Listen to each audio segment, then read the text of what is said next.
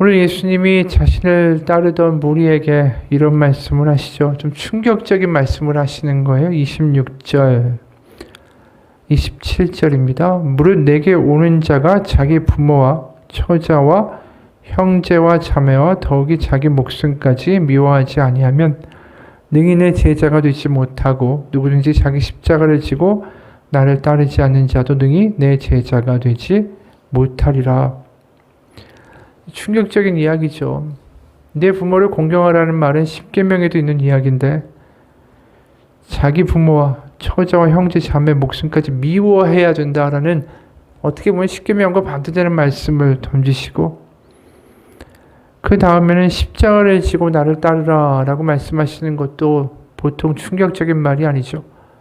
십자가는 그 당시에 로마 법에 따르면 이 반역자나 아주 끔찍한 흉악한 죄악을 저지르는 사람만이 당하게 되는 형벌입니다. 로마 시민들은 결코 아무리 끔찍한 죄를 지어도 십자가형에 처해지는 일이 없었어요. 그러니까 뭐 노비나 아주 비천한 신분이던가 반역, 반란, 중죄 이런 사람들만 받는 게 십자가인데 갑자기 십자가를 지고 나를 따르라고 하시는 말씀이 이게 너무나도 충격되는 이야기죠. 사실 제자들이 예수님을 따를 때 이런 것들을 바라고 이런 걸 생각하고 이런 걸 기대하고 따랐을까요? 아니죠. 예수님이 이제 왕국을 세우시면 나는 그 왕국에서 높은 자리에 앉게 될 것이다. 그런 기대를 가지고 따르는 제자들에게 충격적인 말씀을 하시는 거고 이건 제자들에게뿐 아니라 우리에게도 충격적인 말씀이죠. 하나님의 나라라는 것은 샬롬, 하나님의 평강이고 하나님의 은혜고 하나님의 사랑과 자비가 넘치는 것 아닙니까? 그런데 미워하라는 말이 어떻게 하나님하고 뭔가 이 결부되기에는 좀 낯선 말 아닙니까? 도대체 이 말은 예수님이 제자들에게 왜 하셨고 이것이 우리에게 주는 뜻은 무엇일까? 제자들은 특히 이제 예수님은 왕국을 이루실 분인데 도대체 예수님이 이루고자 하는 왕국의 비전은 무엇이길래 이런 황당한 이야기를 하실까? 다 헷갈리는 거죠. 우리가 여기서 한번 생각해 볼 필요가 있습니다. 정말로 예수님이 그 부모와 처자와 형제 자매를 미워하라고 하신 걸까요? 이 이야기는 다른 게 아닙니다. 부모나 가족이나 형제, 또 자기 목숨까지 미워한다라는 표현은 예수님과의 관계가 과연 다른 관계들과의 비교해 볼 때 누가 더 어떤 것이 더 우선순위가 되겠는가를 물으시는 거죠. 보다 단순하게 이 말을 좀 표현한다면 예수님과의 관계, 주님과의 관계가 다른 관계보다 먼저 되는가 이걸 물으시는 거예요. 그럼 무슨 예수님이 이기적으로 내가 다른 사람, 네가 사랑하고 다른 사람 좋아하는 것보다 너 날 좋아해야지 내가 너 질투할 거야 이런 의미가 아니라는 거예요. 하나님의 의도는 항상 선하시죠. 그걸 제대로 해석하면 뭐냐면 예수님과의 관계, 주님과의 관계가 바로 설 때야 네가 다른 관계를 바르게 만들어갈 수 있다는 뜻이에요. 결국 네가 그 하나님과의 관계가 제대로 될 때 다른 관계가 변화되는 은혜를 네가 경험하게 되고 그것이 제자의 삶이라는 거죠. 우리가 제자라고 살면서 제자라고 스스로 경험하고 예수님이 있는 자라고 하면서 주변과의 관계가 여전히 뭐 문제가 있고 여전히 다툼이 있고 여전히 갈등이 있다면 그것 자체가 뭔가 문제가 있다는 거죠. 그 문제를 해결할 수 있는 길이 어디에 있다고요? 주님과의 관계가 먼저 제대로 돼야 된다는 거예요. 그러니까 예수님이 너 나만을 사랑해야 된다는 이기적인 요구를 하시는 게 아닙니다. 항상 예수님 우리한테 무엇을 명하실 때는 그것은 예수님 자신을 위해서 하시는 게 아니라 우리가 우리의 삶에서 더 하나님의 복된 삶으로 살아가기를 원하시는 부모의 마음으로 하시는 이야기예요. 다시 말해서 주님과의 관계가 우리가 하나님의 사랑의 관계 그리고 주님이 주시는 그 사랑 가운데 머물러 갈 때에 우리가 주변 가운데도 다르게 바라보고 다르게 말하고 다르게 해석할 수 있는 능력과 마음의 여유가 생기기 때문이죠. 주님과의 관계가 풀릴 때 비로소 다른 관계도 자동으로 풀려가게 되어 있습니다. 근데 사람들은 거꾸로 하죠. 사랑과의 관계를 먼저 하고 그 다음에 주님을 생각해요. 그러다 보니까 항상 어떻게 기도를 하냐면 이 관계가 뭐 부모와 자식의 관계, 남편과 아내의 관계, 하나님 풀리게 해달라고 기도를 하죠. 그게 아니라 하나님과의 관계가 내가 먼저 풀리면 그건 풀리게 돼 있는 거예요. 그러니까 주님과의 관계를 먼저 신경을 써야 되는데 거기에 신경을 안 쓰고 자꾸만 눈에 보이는 그 관계가 어떻게 해결되기만을 바란다라는 거죠. 우리가 이 하나님 관점에서 볼 때 우리가 자식을 사랑하든 아내를 사랑하든 남편을 사랑하든 그게 이제 지나치게 될 때에 우리가 어떤 경험을 하게 되면 실망하는 경험을 하게 되죠. 그런 얘기 많이 하잖아요. 내가 애써서 키워봤자, 자식 키워봤자 다 소용없다라는 말을 하는 분들을 보게 돼요. 가만히 보면 그 자식이 어떻게 보면 자기의 우상이 되었기 때문이죠. 그러다 보니까 우상화된 자식을, 그 관계를 나중에 보니까 내가 어떻게 보면 너무 어이없는 데다가 나의 에너지와 신경과 삶을 다 투입했고 정말 그 자식은 나의 고마움을 몰라주는데 내 인생은 도대체 뭔가라는 허무함이 남는다. 이런 거 아닙니까? 자식 사랑이 나쁘다고 이야기하고 싶어 하는 게 아니에요. 자식 사랑을 바르게 하는 게 중요하다라는 거죠. 자식의 우상이 되지 않고 바르게 사랑하기 위해서 내가 하나님과의 관계가 제대로 돼야 돼요. 그래서 그 자식을 우상으로서 떠받드는 게 아니라 하나님 안에서 그 아이가 바른 아이로 살아갈 수 있도록 하나님을 항상 선택하는 아이가 될 수 있도록 만들어주는 게 부모가 하는 바른 사랑의 방식이다라는 거죠. 예를 들어서 인생을 살면서 이 아이가 뭐 다치지 않을까, 실패하지 않을까, 고생하지 않을까, 그래서 뭘 가르치고 또 얼만큼 공부를 시키고 뭐 뒷바라지를 하고 아무리 그런다고 해도 그 아이가 어느 순간 넘어지는 걸 우리가 막아줄 수는 없습니다. 어떤 삶을 살아가든 그 아이는 결국 넘어지고 실패하는 걸 겪게 될 거예요. 고꾸라지지 않은 인생은 없기 때문이죠. 정말 진정한 부모가 사랑한다라는 건 그 아이가 넘어지지 않도록 모든 걸 막아준다라는 게 진정한 사랑의 부모의 의미가 아니라 그 아이가 넘어졌을 때, 연약했을 때, 쓰러졌을 때에 그가 주님을 기억하고 신앙 안에서 다시 일어설 수 있는 소망을 갖는 아이로 만들어주는 것이 그 부모가 자식을 사랑하는 올바른 방법이다라는 거예요. 그러니까 사랑의 방식이 다른 거죠. 그래서 결국 이러한 사랑을 할 수 있기 위해서 내가 주님 안에서 바로 서야 돼요. 그래야지 아이한테 그렇게 말하고 그런 주님을 가르쳐 줄 수 있고 보여줄 수 있는 거 아니겠어요? 내 안에 주님과의 관계가 제대로 서면 그 어떤 관계도 다 변화될 수밖에 없다라는 거죠. 미국의 저명한 전화 상담가인 필립스라는 분이 있는데 어느 날 울먹이는 한 여인에게 전화를 받았습니다. 다짜고짜 선생님 저 어떻게 해요 하면서 우는 거예요. 가까스로 부인을 진정시키고 왜 그러세요? 라고 물었더니 여인이 이런 사연을 이야기합니다. 어느 날 남편과 자동차로 어디를 가는데 라디오에서 보트가 뒤집혀서 익사한 사람의 사고 이야기가 나왔다라고 합니다. 갑자기 불어난 강물에 사람들이 쓸려 내려갔는데 그 중에 몇몇은 그래도 구조대원에게 구사일생으로 살아났다. 그런 뉴스였어요. 그 뉴스를 들으면서 부인이 남편에게 물었습니다. 여보, 만약 나와 당신 어머니가 물에 빠졌으면 누가 먼저 구할 거예요? 남편을 시험에 들게 한 거죠. 그랬더니 남편이 전혀 주저하지 않고 어머니를 먼저 구한다라고 말했어요. 거기다 이 남편이 눈치가 없는 사람이었는지 이런 말까지 했다라는 거예요. 부인은 다시 얻을 수 있지만 어머니는 다시 얻을 수가 없는 존재이기 때문에 난 그렇게 선택한다라고 해설까지 덧붙여 말했습니다. 이 소리를 듣는 부인의 마음이 어땠을까요? 특히 이 여인은 지금까지 남편이 자신의 삶의 전부다라고 생각하고 살았던 사람이에요. 그래서 남편을 위해서 모든 뒷바라지를 다 해줬고 모든 희생을 다 해왔는데 그 말 들으니까 너무 배신감이 크게 느껴지는 거죠. 그것 때문에 너무 우울해지고 낙담되고 나는 어떻게 하면 좋겠느냐, 나는 살아갈 희망이 없다, 보람이 없다, 그러면서 이제 전화를 이 상담가에게 한 것입니다. 그래서 이 상담가가 그 여인을 안정시킨 다음에 한 가지 처방을 내렸어요. 어떻게 하면 좋겠느냐? 이 남자랑 계속 사는 게 옳은 거냐? 아니면 지금이라도 이 남자를 떠나서 다른 사람과 인생을 시작하는 게 좋은지 울먹이는 여인에게 이 상담가가 한 말씀은 딱 하나였어요. 수영을 배우십시오. 남편이 전부라고 생각하는 삶이 결국 어느 순간에 실망하게 되는 일이 벌어졌다라는 거죠. 인간관계는 다 그래요. 자식에게 모든 걸 건다고 하면 또 실망할 일이 생길 수밖에 없죠. 인간인데요. 나도 부모한테 그랬고 나도 남편 또 아이 아내한테 다 그런 모습들을 가지고 있는 거 아닙니까? 어느 권사님이 미국에 살고 있는 아들한테 갔다 오더니 씩씩대시는 거예요.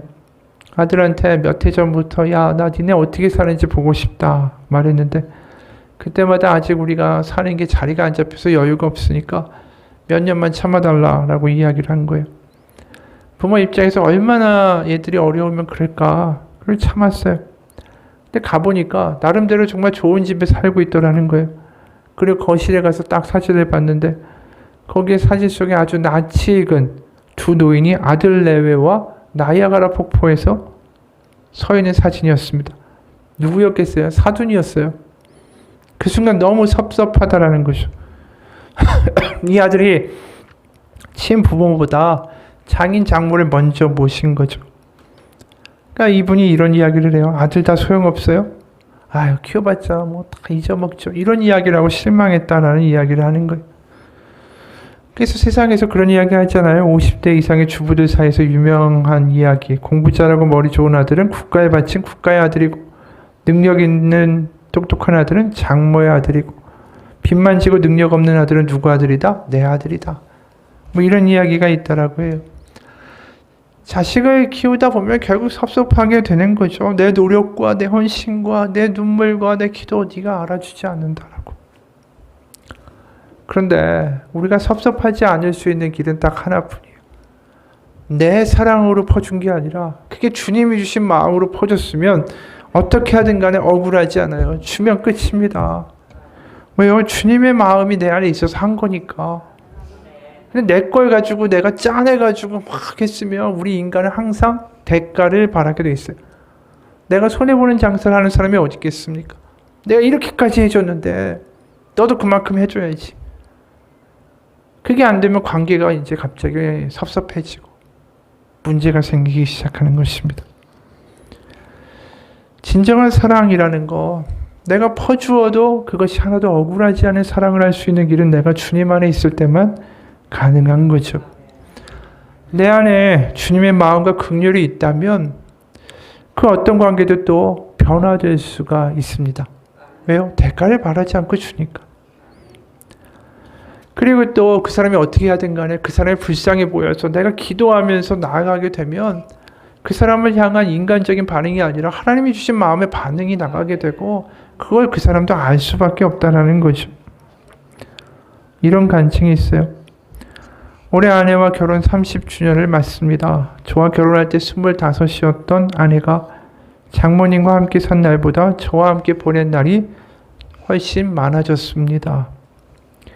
때론 힘들고 가슴 철렁했던 날도 있었지만 그래도 돌아보면 행복하고 감사한 일로 가득한 듯 고생보다 그리운 순간들만 생각나는 것, 그것은 흔들리지 않는 신앙, 또 깊은 신뢰가 있었기 때문입니다. 그것은 주님이 허락하신 동행의 축복이었습니다.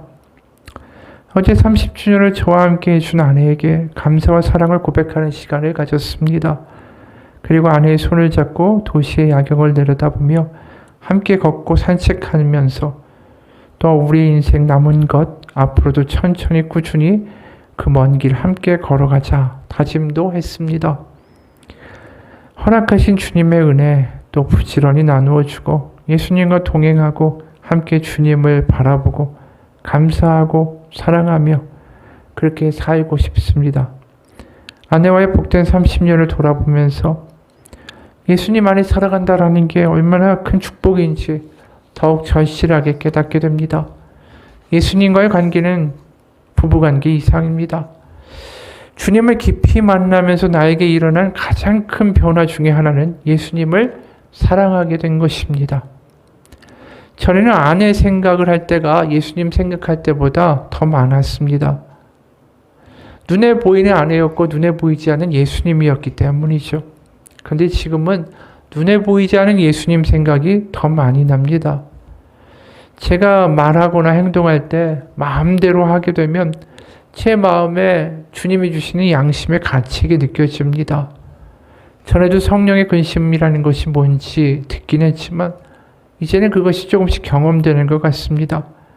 점점 예수님을 느끼게 되고 경험하게 되고 그래서 아내보다 예수님을 더 사랑하게 되자 아내에게 소홀해진 게 아니라 오히려 아내에 대한 마음도 더 깊어졌습니다. 왜냐하면 주님이 제 아내를 얼마나 사랑하시는지를 느끼기 때문입니다. 그렇죠. 아내를 인간적인 마음으로 사랑하는 게 아니라 주님이 그 아내를 사랑하시는 마음이 나한테 느껴진다라는 거예요. 그러니까 그 사랑이 어떻게 되겠어요? 인격적인 사랑이 되는 거죠. 무시하거나 비판하거나 정죄하는 말이 나가겠어요? 아니죠. 우리가 주님과의 관계가 제대로 설 때에 더 큰 사랑을 할 수 있고 우리의 관계가 다른 관계들이 올바르게 설 수 있는 거예요. 오늘 예수님이 말씀하시는 건 다른 게 아닙니다. 부모와 친척과 자기 자신의 목숨을 미워해라.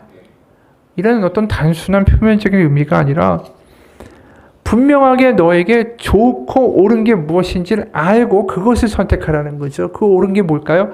주님과의 관계라는 거예요. 그래서 미워하라는 말이 그냥 단순한 차원이 아니라 바로 하나님이 더 큰 자유와 더 큰 축복과 더 큰 사랑으로 우리를 인도하시기 위해서 우리 가운데 도전하시는 표현이다라는 것이죠. 바로 어떤 관계를 우상화하는 것이 아니라 진정한 사랑과 긍휼과 위로의 관계를 하나님이 우리가 경험할 수 있기를 원하시기 때문에 너 딴 거보다 나를 선택하라고 말씀하시는 거예요. 그것이 바로 오늘 미워하라고 말씀하신 것의 역설적인 축복이라는 거죠. 십자가도 마찬가지예요. 27절 누구든지 자기 십자가를 지고 나를 따르지 않는 자도 능히 내 제자가 되지 못하리라. 우리가 알죠. 십자가가 그저 고통으로만 끝나지 않는다라는 것. 십자가는 부활을 의미하는 것입니다. 우리의 생각을, 우리 옛사람을 십자가에 못 박으라. 이건 나에게 어떤 고통과 아픔만을 이야기하시는 게 아니에요. 거기에 항상 부활이 있죠. 뭘까요? 옛자와 나의 욕심과 나의 정욕과 나의 판단과 나의 옛 법들이 다 십자가에 죽고 거기서 뭐가 태어납니까? 나의 새로운 자. 주님 안에서의 새로운 생각, 새로운 판단, 새로운 관계들이 만들어지기 때문입니다. 십자가에 내 생각을 못 받고 예수님을 따라가기 시작할 때에 거기서 바로 부활과 소망의 영, 성령, 다르게 바라볼 수 있는 마음과 세상에 먹여주지 않는 하나님의 방식, 하나님의 생각이 우리 가운데 들어오기 때문이에요. 그러니까 십자가를 지란 이야기는 다른 게 아닙니다. 내 생각이 죽고 하나님의 생각과 하나님의 마음과 하나님의 방식이 우리 가운데 먼저 서기를 너희가 추구하라는 거죠. 그게 십자가를 지는 거예요. 내가 막 분이 나요. 누구와의 관계에서 막 화가 나요. 아내하고 남편 때문에, 애 때문에 막 분노가 나고, 어떻게 내 마음을 몰라주고, 얘네들 이렇게 하고, 어떻게 이렇게 안 변하고, 그걸 그대로 어디로 가져가야 됩니까? 십자가로 가져가야죠. 그리고 그 생각이 들 때 하나님 앞에 기도하세요. 그리고 내가 이 마음이 듭니다. 하나님이 주시는 올바른 마음과 올바른 생각은 무엇입니까? 하나님, 제가 지금 나는 이 분노와 생각과 정죄와 판단을 지금 예수 그리스도의 십자가 앞에 다 못 박습니다. 하나님, 그곳에서 하나님의 마음과 하나님의 생각과 하나님의 나라를 우리의 심령 가운데 부어 주옵소서. 그 기도를 하라는 거죠. 그러면 변해요. 내 마음이 변하고 내 관계가, 우리의 가정이 변할 수밖에 없어요. 그게 제자의 삶이에요. 그냥 습관적으로 살아오던 삶을 그냥 반복하면서 내가 하나님에 대한 말씀만 많이 한다고 제자가 되는 게 아니라 내 삶에서 하나님이 드러나는, 하나님의 방식과 하나님의 태도가 드러나는 삶을 살아내는 것까지가 제자라는 거죠. 지금 이 제자들이 예수님 따라가면서 예수님 믿는다고 하면서 뭘 원합니까? 세상적인 성공도 원하는 거 아니겠어요? 그러니까 세상적인 성공을 하나님한테 기도하면서 또 같이 따라가면서 자기 원하는 걸 챙기는 그런 식의 믿음이 아니라 우리의 관계 가운데, 내가 만나는 사람 가운데, 내 아이와 나의 관계에서, 아내와 남편과의 관계에서, 우리 교우들의 관계 안에서 뭔가 다르게 말하고 다르게 반응하고 다르게 행동할 수 있는가? 그것에 대한 대답이 내가 제자인가 아닌가의 답이에요. 내가 예수를 제대로 믿고 있는가 아닌가에 대한 답입니다. 그러니까 우리가 오늘 이 말씀을 보면서 좀 찔려도 해야 되고, 내 삶에서 정말 주님이 먼저이기 때문에 내가 달라지는 관계들을 경험하며 하루하루 살아가고 있는가? 우리가 다시 한번 돌이켜 보기를 원합니다. 그래서 지금 오늘 예수님이 뭘 이야기하시냐면 거기에 이어서 네가 주님과의 관계, 바로 예수님과의 관계, 나와의 관계를 최고의 우선순위로 두는 것이 너에게 복이 된다라는 걸 너희가 정말 절실하게 깨달았으면 좋겠다. 그래서 그 이야기를 하시는 거예요. 무슨 이야기를 하시냐면 오늘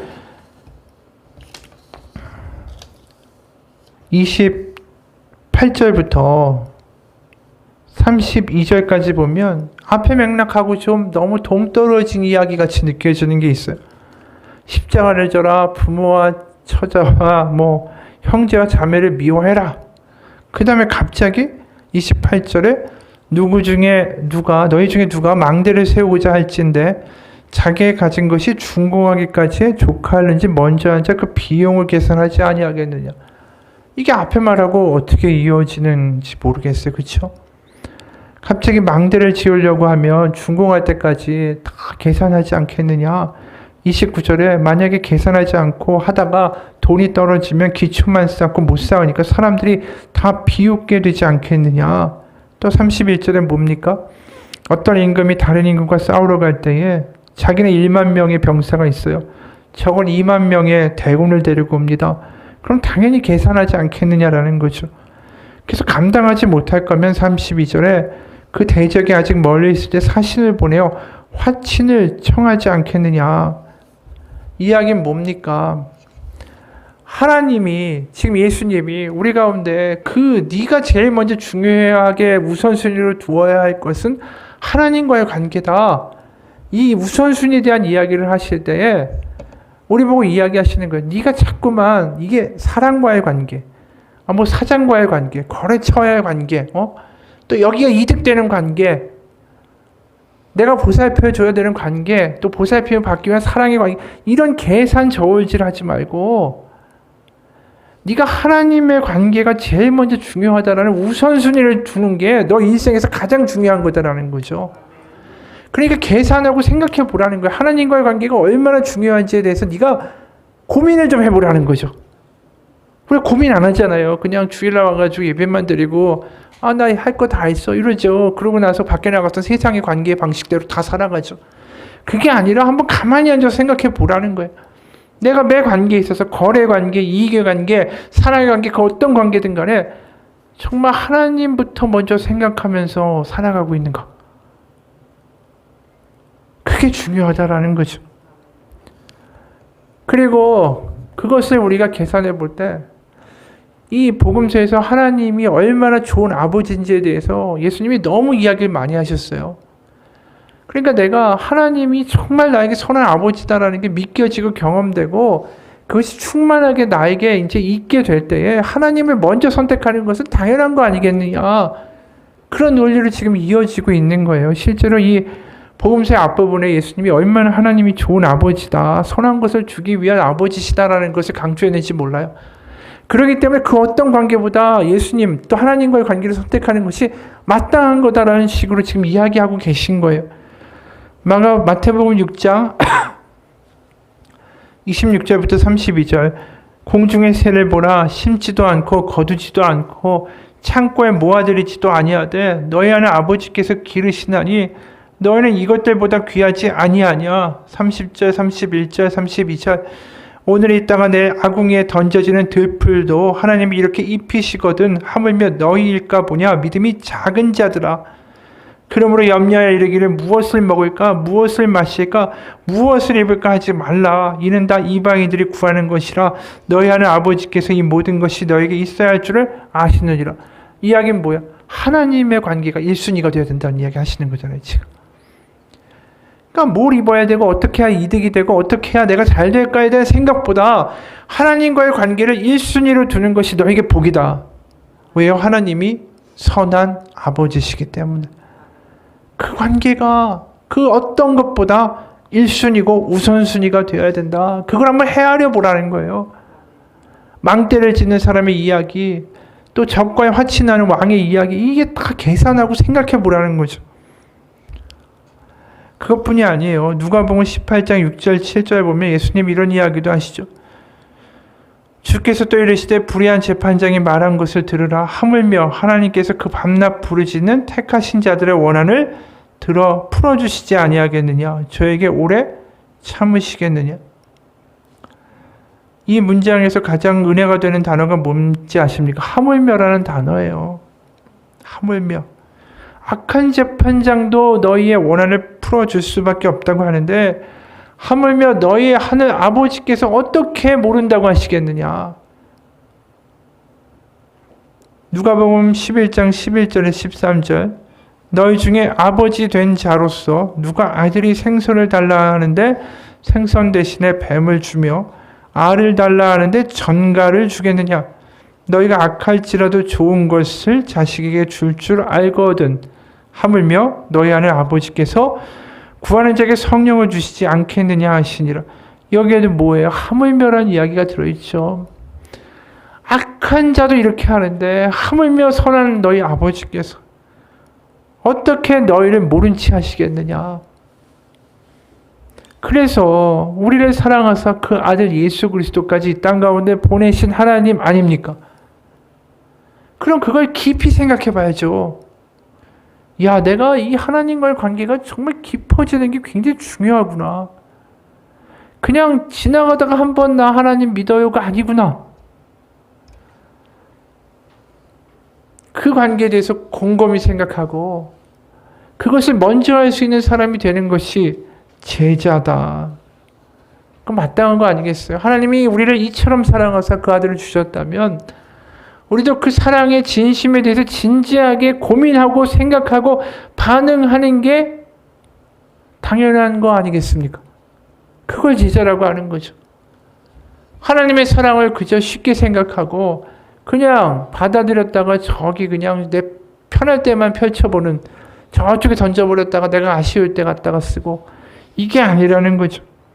그 사랑을 고귀하게 여길 줄 아는 사람이 그게 제자고 그게 하나님을 믿는 사람이다. 그 이야기를 하시는 거예요. 여러분, 우리가 십자가를 지고 우리의 부모와 처자와 형제와 자기 목숨까지 내가 미워하면서 정말 하나님이 먼저라고 결단할 수 있는 근거는 하나님이 우리를 먼저 그렇게 사랑하셨기 때문이에요. 그래서 예수님이 이야기, 오늘 본문 올 때까지 계속 그 얘기 하시는 거예요. 하나님이 절대로 널 버리시지 않아. 하나님이 너를 포기하시지 않아. 그러니까 그 하나님을 믿고 너를 한번 던져보면 어떡해. 그러면 너의 삶과 관계들이 풀려나가기 시작할 거야. 그 이야기를 하시는 거예요. 여러분, 그러기 때문에 계속해서 구약이든 신약이든 그 얘기하는 거 아니에요? 로마서 8장 38, 39절에도 내가 확신하노니 사망이나 생명이나 천사들이나 권세자들이나 현재일이나 장래일이나 능력이나 높음이나 깊음이나 다른 어떤 피조물이라도 우리를 우리 주 그리스도 예수 안에 있는 하나님의 사랑에서 끊을 수 없느니라. 이 말씀을 늘 외우고 살아간다면 이게 우리 가운데 주는 능력이 있는 거예요. 이 말씀이 암송되고 믿어지고 나를 사로잡고 끌고 가기 시작한다면 하나님과의 관계가 제일 먼저가 될 수밖에 없죠. 바로 하나님은 바로 다른 이야기 하시는 게 아니에요. 우리 예수님. 이제 네가 하나님의 사랑을 안다면 이제 너를 한번 던져보라고 말씀하시는 거죠. 지난주에 이야기한 것처럼 하나님과의 관계가 1순위가 되지 않고 우선순위가 제대로 되지 않은 사람들이 어떤 모습을 보여주는가? 그게 출애굽한 광야의 모습이다라고 이야기했어요. 이스라엘 백성들이 어떤 지대에 있습니까? 중간 지대에 있는 거예요. 하나님께 완전히 자신을 던졌습니까? 아니에요. 그렇다고 하나님이 없다라고 부인합니까? 그것도 아니에요. 어정쩡해요. 하나님을 믿기도 하지만 애굽도 그립고 애굽의 신도 금송아지도 만들어요. 그러니까 이도 아니고 저도 아닌 어중간한 상태가 광야의 상태고 그 광야의 상태가 행복합니까? 행복하지 않죠. 계속 불평 있고 불만 있고 힘들고 지친 삶 아닙니까? 가나안에 들어갔을 때의 삶이 뭡니까? 하나님밖에 없다라는 하나님만 믿고 가는 삶 아니에요? 그러니까 자신들의 생각과 계산을 해보면 어떻게 그 사람들이 그냥 언약궤를 메고 그 거인들이 있는 웅장한 성이 있는 여리고를 돌겠어요? 하나님이 맞습니다. 하나님이 하시는 게 옳습니다라고 믿기 시작하니까 자신들을 던질 수 있으니까 그 여리고 성을 도는 일을 감행하게 된 거 아니겠어요? 그러니까 가나안에 들어가서 하나님을 경험하고 하나님이 하시는 일 가운데 감격하는 그런 순간들을 겪는 사람들은 결국 하나님과의 관계가 제일 중요하다라는 것을 인정하는 사람이라는 거죠. 우리가 언제까지 광야에서 헤매면서 하나님과의 관계가 이렇게 중요하다라는 것을 언제쯤 내가 깨닫겠는가라는 거죠. 하나님과의 관계가 자꾸만 제대로 안 서니까 광야에서 헤매고 자꾸만 나도 힘들고 신앙을 믿는데 이게 믿는 건지 안 믿는 건지도 모르겠고 믿는 자의 능력도 드러나지 않고 요한계시록에도 이런 말씀하죠. 3장 14절에서 16절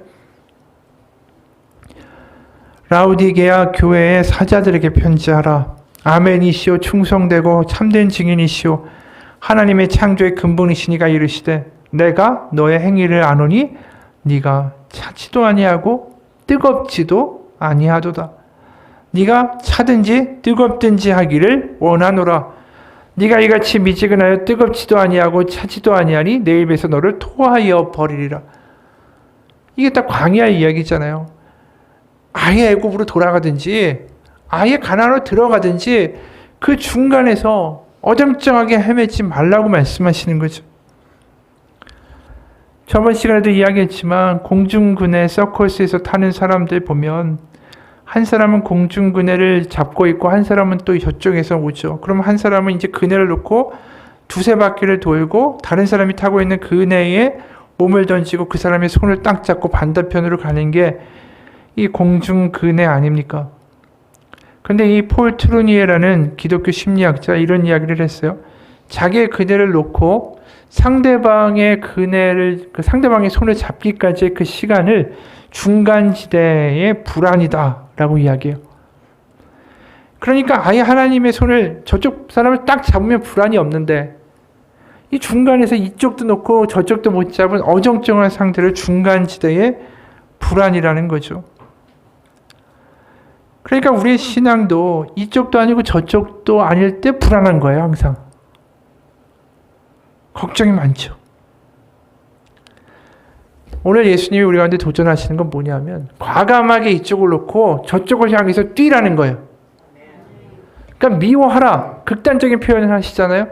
그리고 십자가를 져. 계산해봐. 이제 뛸 때가 되지 않았냐? 이렇게 말씀하시는 거예요. 우리가 할 일도 그거예요. 주님을 믿고 우리가 주님께 우리의 몸을 던지고 그것이 우리의 삶에서 중요한 1순위가 된다라고 고백하고 인정하고 이제 받아들이는 거. 그러면 하나님이 우리 삶 가운데 살아가시는 놀라운 일을 경험하게 되는 제자의 삶을 살게 될 것이다. 그게 하나님의 약속이에요. 그 사도 바울이 항상 하는 기도 있지 않습니까? 에베소서에서 3장 17절부터 19절 믿음으로 말미암아 그리스도께서 너희 마음에 계시게 하시었고 너희가 사랑 가운데서 뿌리가 박히고 터가 굳어져서 능히 모든 성도와 함께 지식에 넘치는 그리스도의 사랑을 알고 그 너비와 길이와 높이와 깊이가 어떠함을 깨달아 하나님의 모든 충만하신 것으로 너에게 충만하게 하시기를 구하노라. 하나님의 사랑을 알고 그 충만하심을 경험해서 그 안에서 머물고 그 안에서 거하는 복을 경험하는 제자가 되기를 축원하노라. 이게 사도 바울의 기도예요. 이게 하나님이 우리를 향한 마음 아닐까요? 오늘 말씀이 매정하게 보일 수 있습니다. 미워해라, 십자가를 져라, 계산해봐라. 하지만 하나님이 우리 가운데 도전하시는 거예요. 안타까운 마음으로 말씀하시는 거예요. 언제까지 중간지대의 불안함을 느끼면서 우리의 인생을 허비하며 살 것인지 같이 기도하겠습니다. 하나님, 우리의 모든 것이 예수니가 주님이 되고 주님과 가까이 살고 주님 안에 거하는 삶, 그 삶이 우리 가운데 얼마나 복된 것인지 우리가 경험하고 간증할 수 있는 인생 되기 원합니다. 남들의 믿음을 보며 부러워하는 수준이 아니라 내가 하나님에게 나의 몸을 던지고 그 안에 거하게 되었을 때에 하나님의 사랑과 은혜와 위로와 평강과 능력이 우리를 통하여 흘러가는 놀라운 역사들을 경험하는 믿음의 증인들이 되게 하여 주옵소서. 남들의 간증을 들으며 부러워하는 존재가 아니라 내가 믿음의 경험을 하는 믿음의 증인이 되어 세상 가운데 와보라라고 말할 수 있는 우리의 가정을 만들고 우리의 일터를 만들고 우리의 교회를 만들기 원합니다. 하나님, 과감히 하나님을 1순위로 선택하며 나아갈 때에 그것에 우리 가운데 거하신 하나님의 성령의 역사가 경험되고 느껴지고 감동되게 하여 주옵소서. 예수님 이름 받들어 기도합니다. 아멘.